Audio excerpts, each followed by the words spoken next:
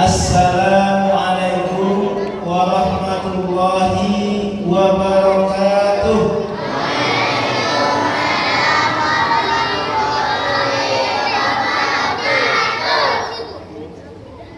Alhamdulillahirabbil alamin.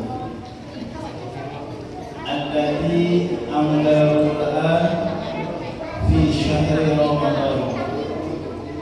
Hudan lin-nasi wa bayyinatin minal huda wal furqan. Tibyanan likulli syai'in basiran wa nadhira.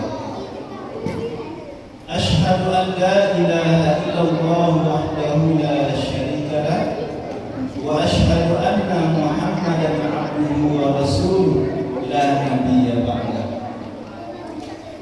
Allahumma shalli wa sallim wa barik ala sayyidina wa maulana Muhammad wa ala alihi wa ashabihi wa man tabi'ahu bi ihsan ila yaumiddin. Qala Allah ta'ala fi kitabihil karim, a'udzu billahi minasy syaithanir rajim. Bismillahirrahmanirrahim. Ya ayyuhalladzina amanu taqullaha wal tanzur nafsum ma qaddamat lighad wattaqullaha innallaha khabirun bima ta'malun. Wa qala aydan afala yatadabbaruna al-Qur'an walau kana min 'indi ghayrillahi lawajadu fihi ikhtilafan katsiran. Wa qala Rasulullah sallallahu alaihi wasallam fi hadisihi, taraktu fikum amrayni ma in tamassaktum bihima lan tadillu abadan, kitabullah wa sunnati rasulillah. Wa qala aydan khairukum man ta'allama al-Qur'an wa 'allamahu. Shadaqallahul azim wa shadaqa rasuluhul karim. Yang sama-sama dihormati Bapak Ketua Pengurus Masjid Muhajirin beserta jajarannya. Selanjutnya yang kita hormati orang tua kita, alim ulama, cahaya pandai, tokoh masyarakat, pemuda-pemudi, bapak-bapak, ibu-ibu serta anak-anak rahimahumullah. Mari kita bersyukur kepada Allah. Pada malam hari ini Allah masih mengizinkan kita mendekatkan malam-malam Ramadan dengan sholat sunat tarawih dan witir. Ini adalah nikmat yang luar biasa bagi kita. Mungkin Bapak Ibu terkadang kita agak capek, betul Pak? Siangnya kita bekerja, malamnya kita ibadah, dan siang kita berpuasa. Tapi jangan dipikirkan capek, tapi pikirkanlah waktu berharga. Kenapa? Sebentar lagi Ramadan akan meninggalkan kita, dan kita tidak bisa mengulang, karena masa yang paling jauh itu masa lalu. Puasa kita tadi itu tidak bisa diulang lagi. Kenapa orang itu menyesalnya kemudian? Ketika dia tak bisa lagi mengulang, di sana dia bisa. Kalau menyesal di awal itu kan menyesal itu namanya perubahan rencana. Tapi kalau menyesal itu sesuatu yang sudah tidak bisa diulang lagi. Oleh karena itu bersyukur kita kepada Allah dengan memanfaatkan Ramadan 1446 Hijriah ini. Boleh jadi ini Ramadan kita yang terakhir. Tak ada jaminan bagi kita siapa nanti akan bertemu dengan Ramadan yang akan datang. Maka mari sama-sama kita bersemangat untuk melaksanakan ibadah-ibadah bulan suci Ramadan ini sampai akhir. Semoga Allah merahmati kita semua. Amin ya rabbal. Yang kedua, salawat dan salam mari kita sampaikan kepada junjungan alam kepada baginda Rasulullah SAW dengan iringan doa, Allahumma shalli ala sayyidina Muhammad wa ala ali sayyidina Muhammad. Assalamualaikum ya Rasulullah. Bapak Ibu jemaah rahimakumullah, pada kesempatan ini tema ceramah kita atau tausiah kita membangun generasi kita. Ini kan momen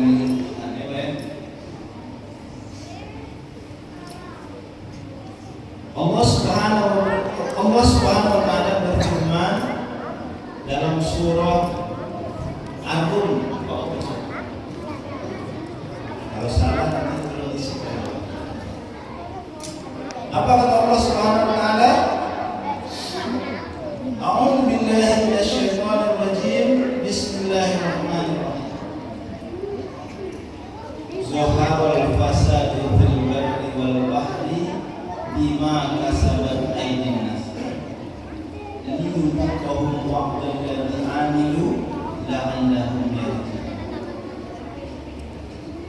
Telah nampak kerusakan di darat dan di laut, ulah tangan manusia, agar Allah merasakan kepada mereka sebagian dari akibat perbuatan mereka, agar mereka kembali kepada Allah. Hari ini Bapak Ibu, kita lihat di TV, kita lihat di media sosial, kita saksikan di tengah-tengah masyarakat, kerusakan demi kerusakan menghantam masyarakat. Ialah henti. Mulai dari kerusakan moral. Kita lihat Bapak Ibu, hari ini negara kita ini krisis, defisit anggaran sampai 31 triliun. Menteri Ekonomi menyebut bahwa Indonesia ini terkenal negara yang kaya. Korupsi luar biasa dahsyat. Satu perusahaan itu negara merugikan 300 triliun. Dan belum yang lainnya. Di tengah-tengah masyarakat kehilangan teladan, terjadi kerusakan moral di berbagai segi kehidupan, pembunuhan, pemerkosaan, perselingkuhan, narkoba, berbagai macam. Begitu juga kerusakan lingkungan yang berdampak kepada hancurnya kehidupan masyarakat. Alhamdulillah kita disiapkan Allah di bumi. Tapi sesudah kita di luar sana bagaimana keadaannya? Banjir bandang, banjir, tanah longsor. Ada satu postingan air itu sampai ke atap rumah. Ya Allah, sebentar lagi lebaran, semua harta benda hancur. Coba yang bagaimana perasaan kalau yang terkena musibah itu? Kita lihat anak-anak kita, harta benda kita sudah habis. Ini terjadi pada umat Islam Muslim terbesar di dunia. Tunggu kita mengkaji dunia, cukup di Indonesia saja. Apa kata Allah Subhanahu wa taala dalam surah Taha? Qul nahbitu minha jami'an fa imma ya'tiyannakum minni huda faman tabi'a huda fala yadillu wa la yashqa. Turunlah kalian keduanya dari surga.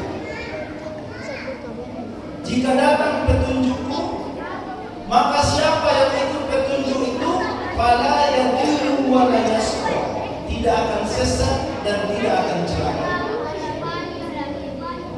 Wa man a'rada an zikri fa inna lahu ma'isyatan dhanka. Tapi siapa yang berpaling darinya, maka baginya kehidupan yang sempit. Wa nahsyuruhu yaumal qiyamati a'ma. Nanti di akhirat mereka dikumpulkan dalam keadaan buta. Qala rabbi lima hasartani a'ma wa qad kuntu basira. Ya Tuhan,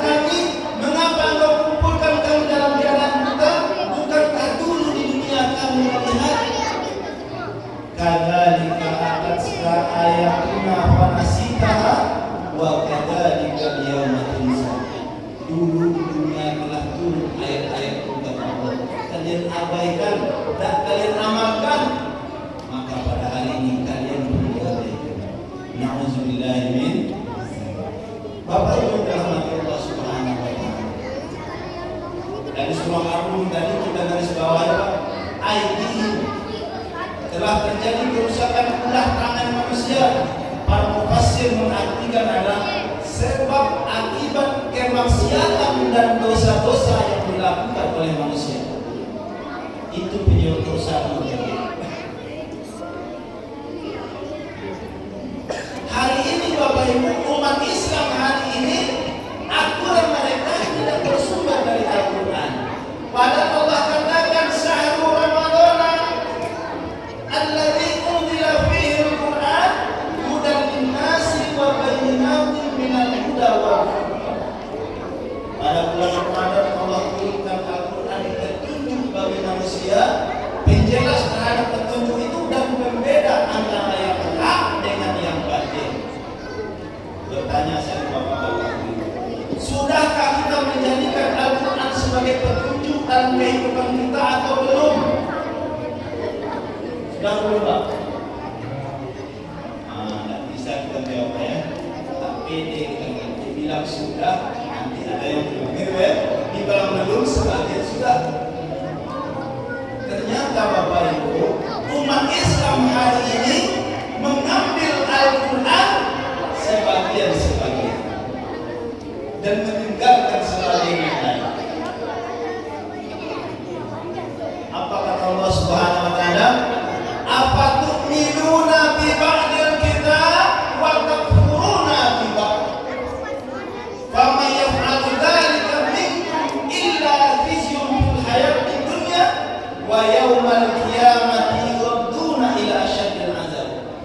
Apakah kalian iman kepada sebagian kitab dan ingkar kepada sebagian yang lain? Maka tidak ada balasan bagi orang yang berbuat demikian kecuali nista hidup di dunia dan di akhirat dikembalikan kepada azab yang pedih. Ini yang terjadi di dalam. Satu contoh kita memakai Al-Quran dalam kehidupan kita.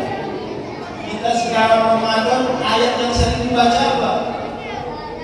Surah Al-Baqarah 180. Ya ayyuhalladzina amanu kutiba alaikumusiyam kama kutiba alal ladzina min qablikum la'allakum tattaqun. Sebelum itu ada ayat 179 yang dulu dari ayat pertama. Apa bunyinya? Bunyinya sama, cuma perintahnya beda. Ya ayyuhalladzina amanu kutiba alaikumul qisasu fil qatl. Sama-sama kutiba. Dan dulu ayat ini 179. Hai orang-orang beriman, diwajibkan dengan kisos dalam kasus pembunuhan. Akhir ayat ini Pak, walakum fil qisasun hayatun ya ulil albab la'allakum tattaqun. Akhirnya sama. Di dalam kisos itu hai orang-orang beriman terdapat jaminan kehidupan agar kalian berpikir, agar kalian bertakwa kepada Allah Subhanahu wa taala. Awalnya sama, akhirnya sama, perintahnya beda. Pertanyaan saya ini Pak, kalau ada kasus pembunuhan dikisos atau tidak? Tidak dikisos. Ini satu bentuk pengabaian kita kepada Al-Quran. Bapak Ibu yang dirahmati Allah Subhanahu wa taala. Bagaimana umat Islam hari ini akan menjadi bangkit dan megah memimpin dunia sementara mereka meninggalkan petunjuk dalam kehidupan mereka. Dulu Rasulullah berutus kepada bangsa jahiliyah, bangsa yang carut marut, berperang, berzina, membunuh, minum minuman keras, berjudi. Sebagaimana Allah jelaskan dalam surah Al-Jumu'ah, "Huwallazi ba'atha fil ummiyina rasulan minhum yatlu 'alaihim ayatihi wa yuzakkihim wa yu'allimuhumul kitaba wal hikmah wa in kanu min qablu lafi dhalalin mubin." Dialah Allah yang mengutus seorang rasul kepada kaum mukmin dari kalangan mereka, membacakan kepada mereka ayat-ayat Allah, mensucikan mereka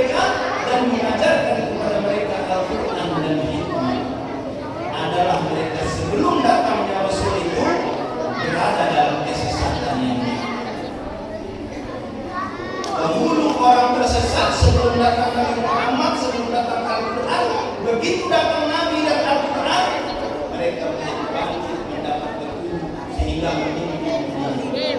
Hari ini umat Islam terpuruk karena meninggalkan Al-Quran.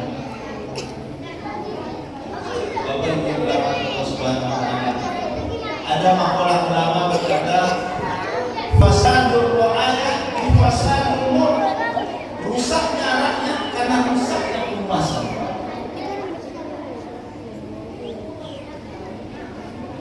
Fasadul mulk bil fasadul ulama, rusaknya penguasa karena rusaknya ulama.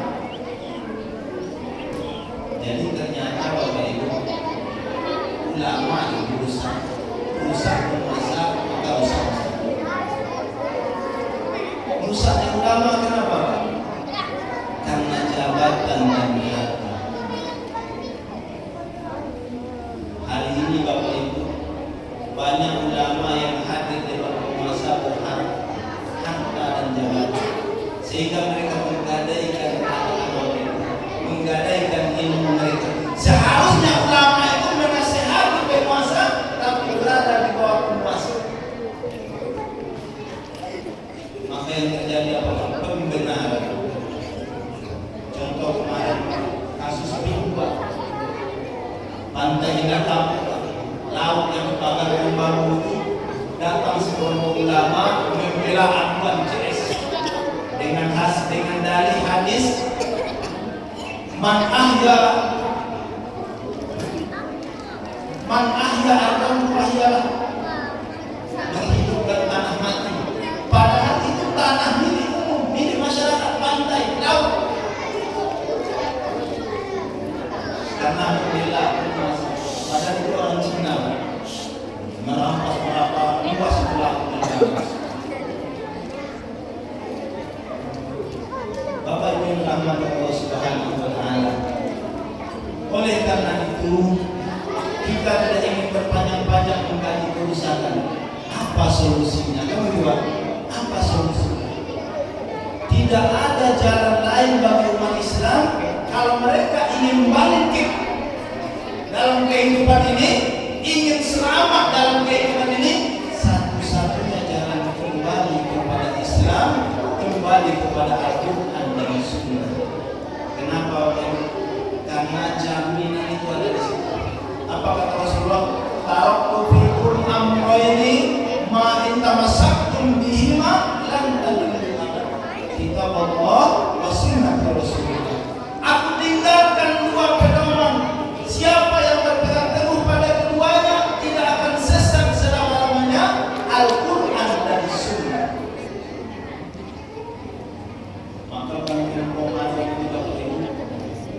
Inilah kesempatan kita kembali kepada Allah, sebagaimana yang diperintahkan Allah dan Rasulullah. Karena kehidupan kita ini akan ada akhirnya. Maka orang yang beruntung adalah orang yang tetap berpegang teguh kepada Al-Quran dan Sunnah.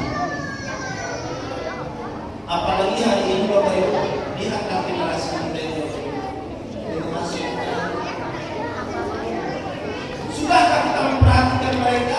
Mereka inilah yang akan menggantikan kita di masa yang akan datang. Sudahkah kita bentengi mereka dengan keimanan? Sudahkah kita ajarkan mereka Al-Quran? Sudahkah kita hiasi mereka dengan akhlak?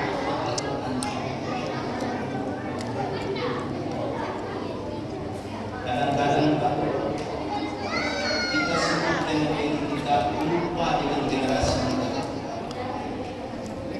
Yang lebih sedih lagi Pak, anak-anak muda kita, anak-anak ini kalau ikut di masjid diusir dari masjid.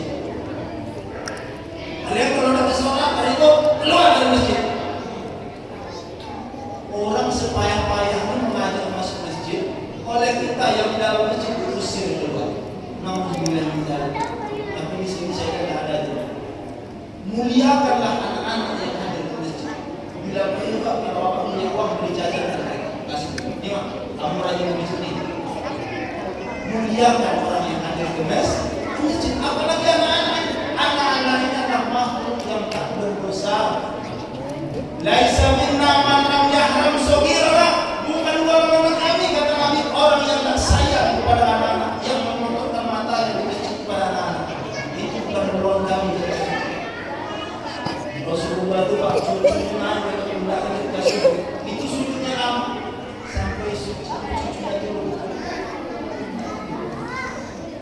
begitu beliau memuliakan anak. Tapi sebagai masjid dibesarkan mata melihat anak-anak. Namanya juga anak-anak ya. Kita dulu yang hadir di masjid itu Pak adalah anak-anak yang dulunya di masjid. Apa kata Muhammad Al-Fatih menakut Konstantinopel? Hai umat Islam, hai orang beriman, takutlah kalian kalau di masjid tidak lagi kalian mendengar suara anak-anak itu. Kenapa? Artinya masjid itu akan kosong 20 tahun yang akan datang. Ini bukan cerita bohong Pak. Saya pengalaman sendiri di tempat saya. Anak-anak yang duduk di masjid diusir marah. Kalau Ramadan Pak paling banyak anak-anak di masjid mengurus zakat fitrah, mengurus segala macam kegiatan Ramadan. Allahu Akbar, Allahu Akbar. Datang suara azan anak-anak hilang pergi ke warung 20 meter dari masjid. Selesai orang sholat, anak-anak datang lagi ke masjid. Inilah hasil dari orang tua yang menghati anak-anak di masjid. Ketika mau sholat mereka kabur karena diusir, selesai sholat mereka datang lagi. Hanya 20 meter Pak, baru masjid di situ mereka mengumpul ketika orang sholat. Oleh karena itu Bapak Ibu yang dirahmati Allah Subhanahu wa taala, orang-orang yang beriman adalah ruhama'u bainahum, berkasih sayang sesama mereka, lembut hatinya sesama orang beriman, asyidda'u 'alal kufar, dan keras kepada orang kafir. Ini yang diajarkan Rasulullah. Betul kalau anak-anak diri terganggu kita sholat betul. Oleh karena itu kita didik anak-anak kita dengan cara yang baik. Tidak ada salahnya Bapak Ibu. Mungkin ada satu orang di belakang nanti yang sholatnya dirapikan anak-anak, disusun sopnya, jangan diurus. Bapak yang menjaga nanti akan lambat dia sholat. Bapak ketiga dia baru baik. Malam besok ganti dia lagi. Apa yang terjadi Pak? Anak-anak itu sholat nanti orang tua anak terganggu. Sebenarnya simpel masalahnya. Simpel masalahnya. Bapak Ibu yang dirahmati Allah Subhanahu wa taala, itu yang pertama. Kembali kepada yang kedua Bapak Ibu, karena malam semakin larut, kita ini harus mau berjuang dan berkorban untuk Islam.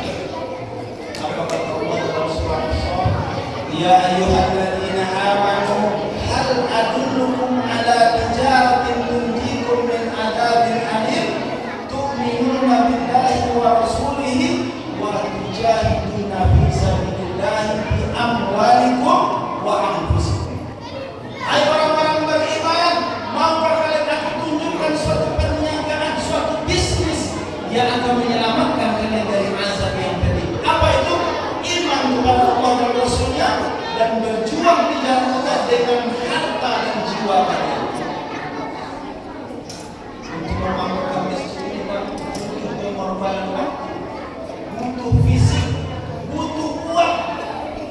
Maka orang yang punya uang berinfak lagi masjid, belanjakan lagi masjid, pakailah untuk membangunkan masjid. Membangunkan masjid itu tidak hanya membangun masjid. Hari ini Pak banyak masjid bangun megah, tapi isinya kosong. Kenapa? Karena anak-anak tidak diajak ke masjid. Maka gunakan uang tadi untuk melembutkan hati orang yang ada di sekitar masjid agar mereka ke masjid. Kita punya duit misalnya banyak, kita pakai itu. Bagaimana anak-anak itu sibuk dengan masjid? Datangkan guru, datangkan ustaz, datangkan penceramah generasi muda, motivator, adakan kegiatan di masjid. Yang semua itu akan bernilai pahala di sisi Allah Subhanahu wa taala. Dan ketika anak-anak ini terpaut hatinya di masjid, maka orang-orang tua yang berinfak, orang-orang tua yang mengajak akan mengalir pahala dari Allah kepada mereka. Walaupun tubuh sudah hancur dimakan tanah, selama generasi muda ini menghias masjid, selama itulah pahala dari Allah mengalir kepada kita. Jangan salah, dulu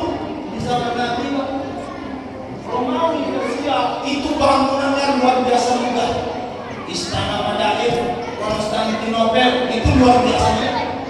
Tapi Rasulullah Masjid Nabawi diatas dengan rumah kurma, lantainya pasir, dindingnya tanah. Apa yang terjadi Pak? 10 tahun dipimpin Rasul, masyarakat yang rumahnya kumuh mengalahkan di Jazirah Arab. Sekurang 100 tahun masyarakat yang rumahnya kumuh menaklukkan Romawi dan Persia. Kenapa? Karena yang diutamakan bukan bangunan fisik, tapi mental yang dibangun, iman yang dibangun, amal yang dibangun. Hari ini kita sibuk dengan bangunan fisik, lupa membangun isinya Bapak Ibu. Sehingga baru kita tahu megahnya masjid ini datang 4 orang, 5 orang di belakang imam. Sedih kita Bapak Ibu. Maka para pengurus masjid, gunakanlah ruang masjid itu untuk memakmurkan masjid. Ajak generasi anak-anak kita ini untuk membangun mengisi masjid. Tak mesti hanya fisik yang akan kita bangun, tapi di dalamnya jauh lebih penting. Karena mereka inilah yang akan melanjutkan perjuangan Islam di masa yang akan datang. Untuk apa kita bangun megah-megah sementara dalamnya kosong, tidak ada yang melanjutkan? Lalu dari mana amal kita akan berbuah? Ini PR semua. Yang terakhir Bapak Ibu, saya berjuang ini tentu kita perlu istiqomah. Ulama mengatakan satu istiqomah lebih baik daripada 1000 aroma. Tentu kalau dengan anak-anaknya kita akan menghadapi berbagai macam keadaan. Ada jengkel, ada marah, ada bosan, ada kesal. Tapi kalau kita istiqomah dengan keimanan dan kesabaran, insya Allah suatu saat anak-anak ini akan menjadi buah bagi kita yang menghasilkan. Mereka memimpin masyarakat, mereka menghidupkan masjid, mereka yang akan mengganti dan masa yang benar. Itulah keberhasilan yang luar biasa. Seorang yang menjadi pemimpin, dia melahirkan generasi pemimpin. Kita kalau pemimpin Pak, saya hebat, saya begini. Ada hebat. Pemimpin yang hebat yang melahirkan orang yang lebih hebat dari yang pemimpin hebat. Kenapa? Karena nanti dia akan dapat pahala jariah dari orang yang memimpinnya. Maka mari kita bangun generasi dengan Al-Quran agar mereka menjadi pemimpin-pemimpin yang taat kepada Allah dan memakmurkan Islam. Amin ya rabbal alamin. Demikian Bapak Ibu yang saya sampaikan. Mohon maaf bukan saya mengikuti. Ini adalah kerisauan saya. Saya pernah diskusi Pak. Saya belum tahu ternyata Bapak ini tekun bangun masjid. Diskusi bangun masjid. Rencana masjid itu mau dibuka. Ada masjid-masjid muslim kan? Saya bilang Pak, saya sebenarnya sudah sebenarnya kalau masjid membangun lagi mau ditentukan begitu. Kecuali kalau ada kerusakan. Karena ini bagus. Lebih baik kita gunakan uang tadi untuk mengisi dengan berbagai macam kegiatan. Ternyata Bapak itu bangun masjid. Ya Allah. Mungkin itu Allah yang mentakdirkan. Kenapa? Jangan kita hanya bersemangat membangun fisik, tetapi mari kita bangun di dalamnya dengan menggunakan uang infak tadi. Insya Allah lebih bermanfaat untuk masa yang akan datang. Subhanallah wa bihamdika, asyhadu an la ilaha illa anta, astaghfiruka wa atubu ilaik. Wassalamualaikum warahmatullahi wabarakatuh.